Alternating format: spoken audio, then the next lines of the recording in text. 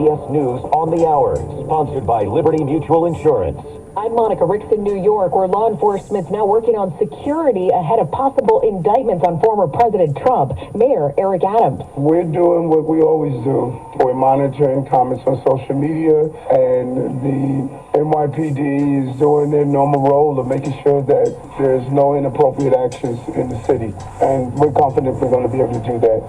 A grand jury is investigating whether Trump falsified business documents in 2016 to make hush money payments to Stormy Daniels. Trump has urged his supporters to protest if he's arrested.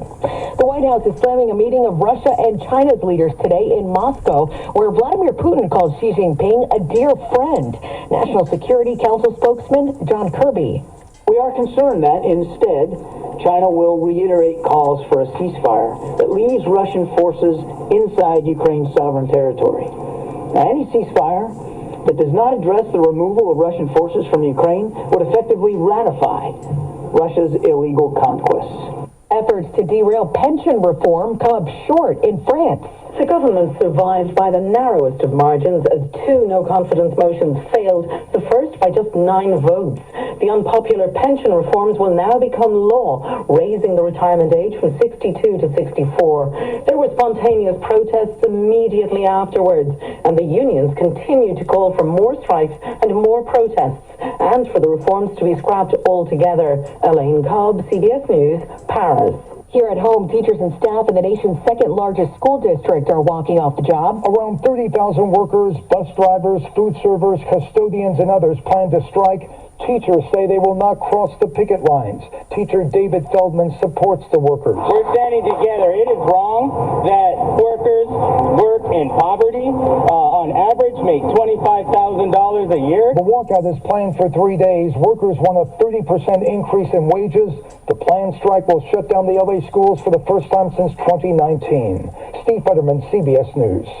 2 students were hurt today in a campus shooting at a high school in Arlington, Texas. It's crazy that this has to happen on the first day back from school break. A suspect in custody. And Amazon is warning workers more layoffs are coming. CBS's Jason Brooks. Amazon has seen weaker growth in its e-commerce business as consumers deal with high inflation. And its fast-growing cloud software business, Amazon Web Services, disappointed investors with its fourth quarter revenue growth. The company is cutting another 9,000 jobs. It's already laid off about 18,000 workers in the last few months. This is CBS News. Well, that's today's news. I didn't hear the good news, did you? I didn't think so. I guess it's all about perspective. The glass is half full. Well, as always, I want to thank you again for coming along with me on these Dash Cab News adventures. You know the drill. Peace, love, and all that hippie jazz. Bye-bye, everybody.